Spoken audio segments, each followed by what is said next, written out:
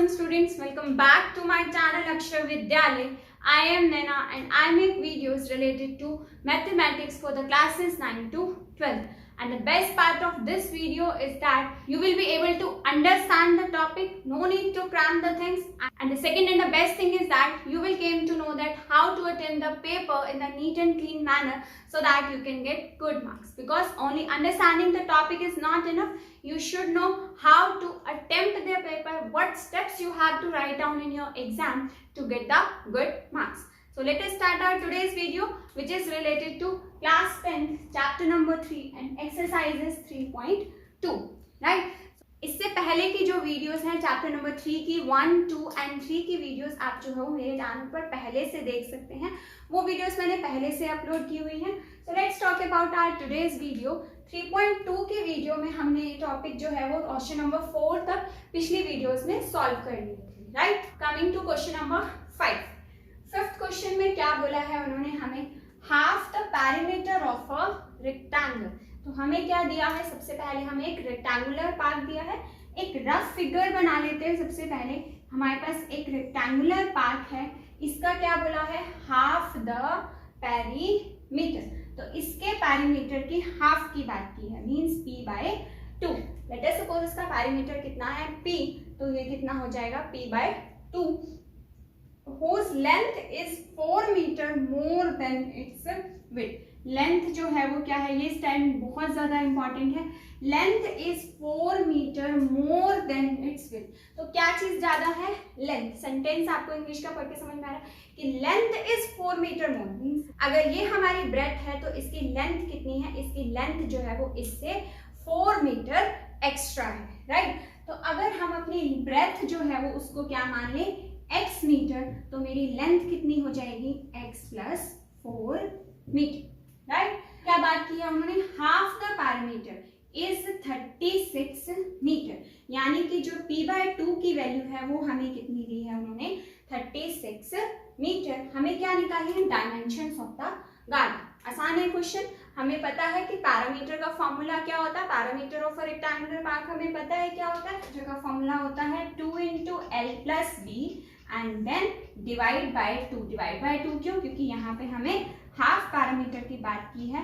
तो 2 से 2 कट जाएगा, बचेगा क्या, लेंथ प्लस ब्रेथ. और लेंथ कितनी दी है हमें, x प्लस 4, और ब्रेथ कितनी दी है हमें, x metre. Simply values put करेंगे एंड अपना रेगुलर एक्सप्रेशन सॉल्व करेंगे, हमारे पास आंसर आ जाएगा. ठीक है, तो ये तो थी बात अंडरस्टैंडिंग की. अब बात करते हैं अगर पेपर में ये क्वेश्चन आ जाए तो पेपर में क्वेश्चन को कैसे अटेम्प्ट करना है. इंपॉर्टेंट चीज, अगर पेपर में क्वेश्चन आता है तो आपको वहां पे क्वेश्चन का आंसर नंबर जरूर लिखना है, क्योंकि आंसर नंबर से ही पता चलेगा कि आप कौन से क्वेश्चन को सॉल्व कर रहे हैं. ठीक है, देन हमें क्या क्या चीजें बोली हैं, लेंथ और ब्रेथ और पैरामीटर. तो हम ये सारी चीजें पहले लेट कर लेते हैं. तो क्या लिखेंगे हम, सबसे first line, let parameter of a rectangular part is equal to p metre.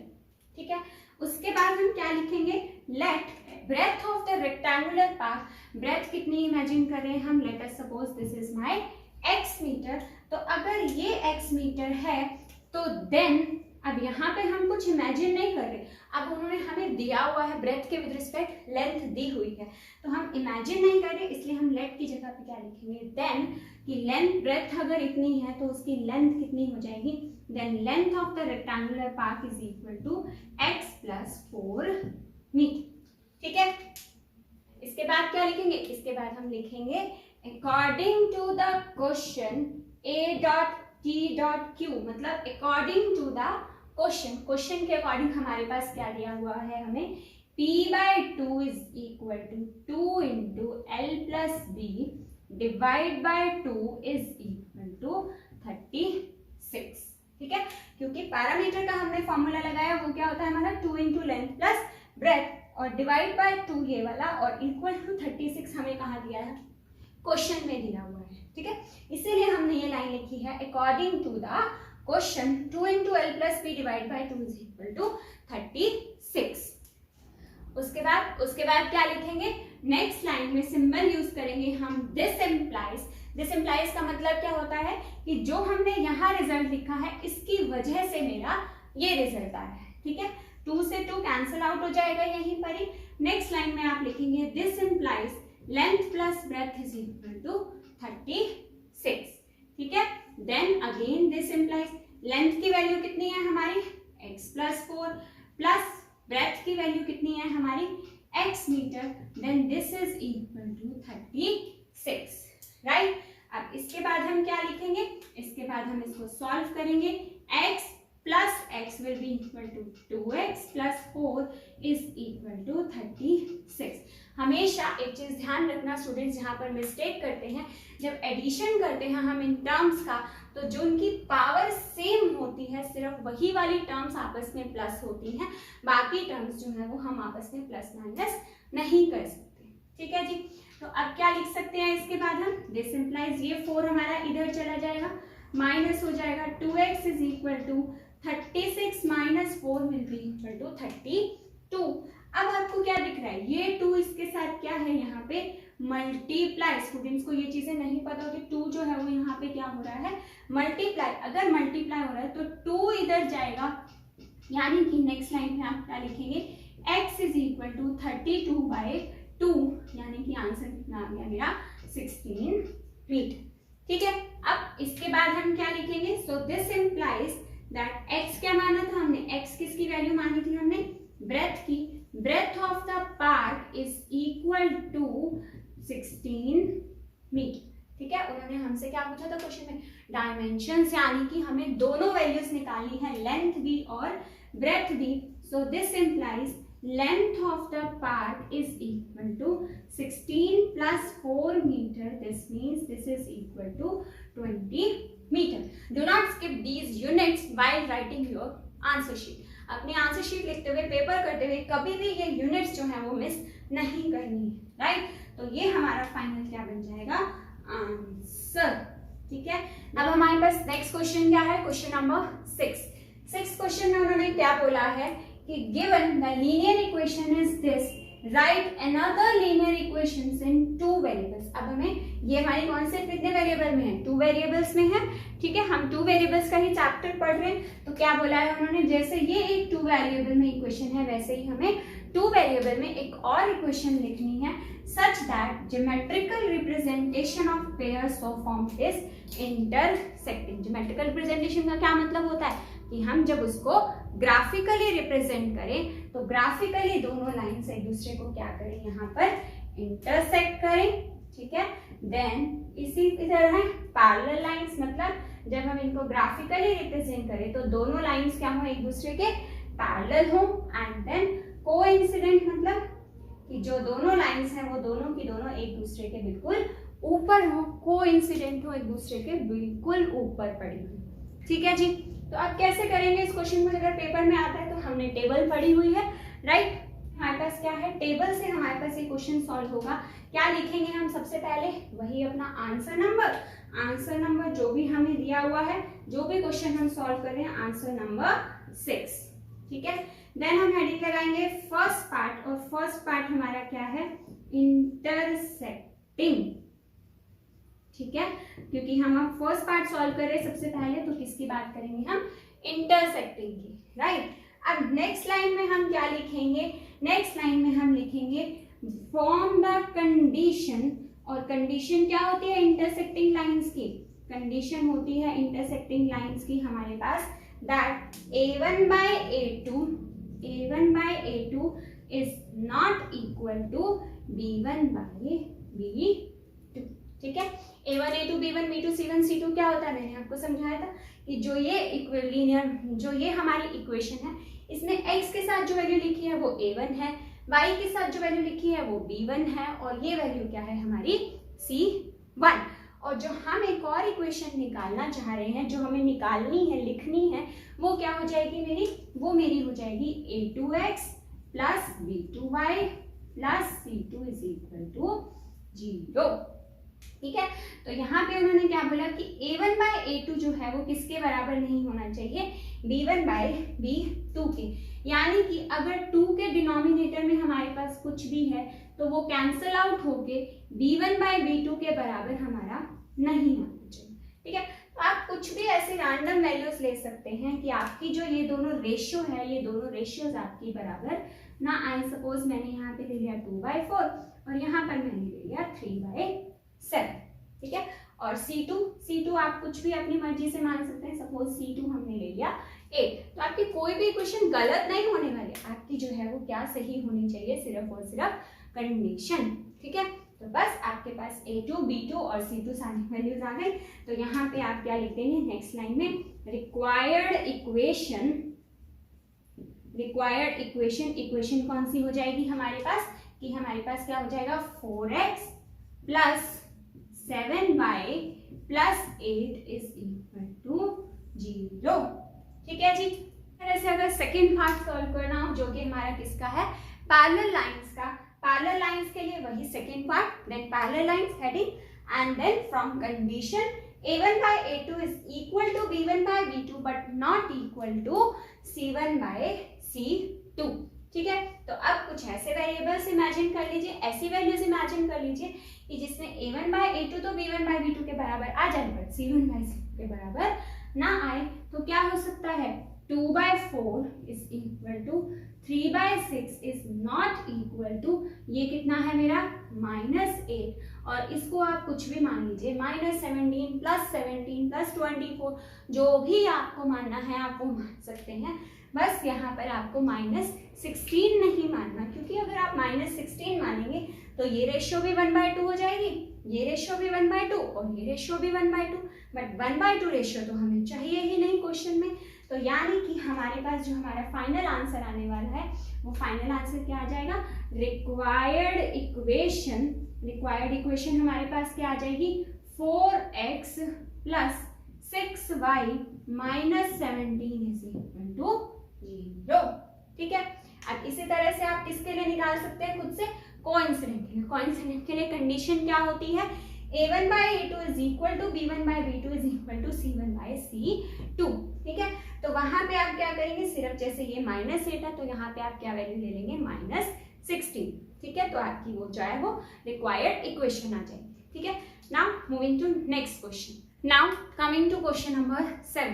Question number 7 में क्या बोला है उन्होंने, draw the graphs of the equation this and this. दो इक्वेशंस दी हैं, उनके हमने क्या करने हैं, ग्राफ्स प्लॉट करने हैं, right. Determine the coordinates of the vertices of the triangle. अब होगा क्या, देखते हैं कि जब हम इन दोनों लाइंस को ग्राफ पे प्लॉट करेंगे, तो यहाँ पे जब दोनों लाइंस एक दूसरे को इंटरसेक्ट करेंगे, तो उन्होंने क्या बता दिया कि कुछ ना कुछ आपका क्या बनने वाला है, ट्राइंगल बनने वाला है, पहले ही बता दिया उन्होंने, ठीक है। तो determine the coordinates of the vertices of the triangle. Vertices के हमने क्या निकालने हैं, ये जो वर्टिसेस है इसके हमने क्या निकालने हैं, कोऑर्डिनेट्स की values by the 3 lines. 3 lines कौन कौन सी हो गई, 2 लाइंस हमारी ये वाली, एक या हमारी एक्स एक्सिस हो सकती है या फिर हमारी वाई एक्सिस हो सकती है, ठीक है। हमारा ये ग्राफ ऐसे भी बन सकता है और हमारा ये जो ग्राफ है ये ऐसे भी बन सकता है, राइट। तो या तो थर्ड लाइन हमारी कौन सी होगी, 3 कहाँ से आएंगी, या तो हमारी एक्स एक्सिस इंक्लूड होगी या फिर हमारी वाई एक्सिस इंक्लूड होगी। देन एंड एक्स एक्सिस, तो उन्होंने खुद ही बता दिया कि आपका जो ग्राफ है वो वाई एक्सिस के बजाय किसको इंक्लूड करके बनने वाला है, एक्स एक्सिस को। तो यानी कि ये वाला ग्राफ हमारा नहीं बनेगा। तो आप क्वेश्चन में क्रॉस चेक भी कर सकते हैं अपने पेपर में आंसर को, कैसे कि क्या आपका ग्राफ ऐसा बन रहा है जिसमें एक्स एक्सिस आ रही है, नहीं, अदरवाइज आप कुछ मिस्टेक करें, राइट।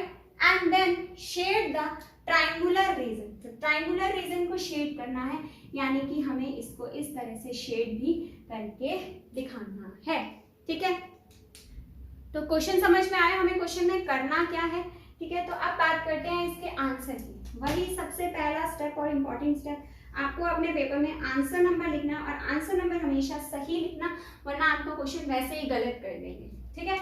तो अब हमारे पास क्या है कि जब हमें इस तरह से ग्राफ बनाना होगा तो हम कैसे लिखेंगे क्वेश्चन को, तो आप क्या लिखेंगे, सबसे पहली line, for the given equations values of X and Y are. X और वाई की हम क्या निकालेंगे, वैल्यूज, जैसे कि हमने पहले भी सीखी थी पिछली वीडियो में कि ग्राफ कैसे बनाते हैं, टेबल में वैल्यूज निकालते हैं दोनों की, ठीक है। तो for the given equations the values of X and Y are. अब जिस इक्वेशन के लिए आप टेबल बना रहे हो, पहले आप यहाँ पर वो वाली इक्वेशन लिखेंगे एंड देन आप इसकी क्या बनाएंगे, टेबल। ठीक है जी, अदरवाइज क्लियर नहीं होगा कि आप कौन सी के लिए टेबल बना रहे हैं। तो दूसरी क्या है हमारी, 3x + 2y - 12 = 0 एंड देन हम यहाँ पर एक टेबल बनाएंगे। ठीक है, तो जब टेबल बनाएंगे तो टेबल में हम कैसे कैसे लिखेंगे, यहाँ लिखेंगे x और यहाँ y, यहाँ x और यहाँ y। देन हम वैल्यूज कैसे निकालते हैं, एक बार हम किसकी वैल्यू 0 मानते हैं, x की, और एक बार y की। इधर भी एक बार x की 0 और एक बार y की 0। अब अगर x की वैल्यू अगर हम यहाँ पर 0 पुट कर दें तो आप देख लो क्या बच गया, -y + 1 = 0। क्या बच गया, -y + 1 = 0। तो ये 1 जब राइट हैंड साइड जाएगा तो -y = -1 हो जाएगा, माइनस से माइनस कट जाएगा तो y की वैल्यू कितनी आ जाएगी मेरी, 1, जो कि हमारी क्या हो गई, यहाँ पे y की वैल्यू हो गई 1। ठीक है, देन अब हमें क्या करना है, y की जगह 0 पुट करना है। y की अगर 0 पुट करेंगे तो आप देख रहे हो क्या बचेगा, x + 1 = 0। तो x की वैल्यू क्या आ गई यहाँ से, सीधे सीधे मेरी -1। ठीक है जी, इसी तरह से यहाँ पर करेंगे, x की वैल्यू अगर 0 पुट करेंगे तो यहाँ से क्या आएगा, 2y = 12। दूसरी साइड चला जाएगा ये, तो क्या आ जाएगा, 2y = 12। तो y की वैल्यू कितनी आ जाएगी मेरी यहाँ से 6। ये 2 इधर जाके डिवाइड हो जाएगा। देन अगर y की वैल्यू 0 पुट कर दें, y की वैल्यू अगर 0 है तो क्या बच गया, 3x - 12 = 0। तो क्या आ गया, 3x - 12 = 0। तो 3x की वैल्यू कितनी हो जाएगी, 12। तो x की वैल्यू हो गई 4। देन इतनी वैल्यूज निकालने के बाद आप नेक्स्ट लाइन में क्या लिखेंगे, ग्राफिकली। ठीक है, अच्छा एक चीज और, जो ये सारा काम मैंने किया, अगर आप ये सारा काम सामने करना चाहते हैं तो सामने कर सकते हैं, वरना आप अपने रफ पार्ट में भी ये सारा काम कर सकते हैं। ठीक है, इसकी कोई प्रॉब्लम नहीं। नेक्स्ट आप लाइन में आप लिखेंगे ग्राफिकली। ग्राफिकली हमें क्या करना है, अब हमें ये वाले पॉइंट्स प्लॉट करने हैं। क्या है, 0,1। यहाँ गलती मत करना, ध्यान रखना वैल्यू किसकी है मेरे पास, y की। ठीक है, तो पॉइंट प्लॉट भी कहाँ पर होगा, y एक्सिस पर, और इसका वैल्यू क्या होगी, 0,1। ठीक है, नेक्स्ट क्या है, -1,0 मीन्स x की वैल्यू कितनी है, -1। तो -1 कहाँ पर पड़ा हुआ है, यहाँ पर। तो यहाँ पे हमारे पास क्या आ गया, -1,0। पॉइंट्स लिखते हुए हमेशा आपने ये चीज पढ़ी भी हुई है पहले से, कि पॉइंट्स लिखते हुए पहले किसकी वैल्यू लिखी जाती है, हमेशा x की एंड देन y की। यहाँ पे भी पहले x की देन y की। देन आप क्या करेंगे, आप स्केल की हेल्प से इन दोनों पॉइंट्स को जो है वो ज्वाइन कर देंगे। ठीक है, और इसके ऊपर अपनी जो है वो इक्वेशन लिखना मत भूलना, जो कि क्या है, x - y + 1 = 0। ठीक है, देन अगली इक्वेशन 0,6। 0,6 वैल्यू किसकी है, y की। तो कहां पर पॉइंट प्लॉट होगा, y एक्सिस पर। यहां पर ये कौन सा पॉइंट है मेरा, 0,6। अगला क्या है, 4,0। तो 4 क्या है मेरा, x एक्सिस का पॉइंट। तो यहाँ पे हम कौन सा पॉइंट प्लॉट कर सकते हैं, 4,0। ठीक है, नेक्स्ट क्या करना है, नेक्स्ट वही काम करना है हमने, कि दोनों को हमने स्केल की हेल्प से जो है वो दोनों लाइंस को हमने ज्वाइन कर देना है, और इसके ऊपर हमने अपनी इक्वेशन लिखनी है, जो कि क्या है, 3x + 2y - 12 = 0। ठीक है, ये सारा ग्राफ आपने पेंसिल से बनाना है प्लस स्केल की हेल्प से बनाना है। ठीक है, जितने भी हमने ये पॉइंट्स लिए हैं, वैसे तो आपको ग्राफ पेपर मिलता है एग्जाम में, तो ग्राफ पेपर में आपके पास जो फर्स्ट वाली बिग वाली लाइन होगी वो हमारी क्या होगी, point number 1, then point number 2, then point number 3। जो बड़ी बड़ी लाइंस होंगी वो हमारी, जो बड़ी बड़ी डार्क लाइंस बनी हुई होती हैं वो हमारी होती हैं पॉइंट नंबर 1, 2, 3, 4 एंड 5। ठीक है, अब क्या बोला था उन्होंने हमसे पूछा था क्वेश्चन में कि हमने क्या बतानी थी, वर्टिसेस। तो वर्टिसेस कौन सी हैं, एक ये पॉइंट और एक ये वाला पॉइंट, एंड देन हमें इसको क्या करना था, ग्राफ को शेड करना था। तो ये छोटी छोटी चीजें आपको भूलनी नहीं है पेपर में, क्योंकि अगर आप शेड नहीं करेंगे तो आपका आधा या 1 नंबर कट जाएगा, राइट। क्वेश्चन में बोला है स्पेशली उन्होंने कि आपको आंसर को शेड भी करना है, और ये वाला क्वेश्चन आपका बहुत इंपॉर्टेंट क्वेश्चन है, ठीक है जी। तो इसके वर्टिसेस क्या होंगे, फाइनल आंसर कैसे लिखेंगे, आंसर वर्टिसेस, इसको कुछ भी नाम दे दीजिए, ट्राइंगल को ए बी एंड सी। तो ए के वर्टिसेस क्या है, ए के आप देख रहे हो यहाँ पे ये 2 और यहाँ पे क्या है 3, एक्स एक्सेस की वैल्यू 2 और वाई की वैल्यू 3। इसी तरह से बी के कोऑर्डिनेट्स क्या है, बी के कोऑर्डिनेट्स क्या है हमारे पास, ये वाले -1, 0 एंड देन हमारे पास किसके कोऑर्डिनेट्स हैं, सी के, और सी के कोऑर्डिनेट्स क्या है हमारे पास 4, 0, ठीक है। And if you find this video useful for you, then please do like and share my video with your friends, and please do subscribe my channel so that you can get more such kind of videos. Thank you.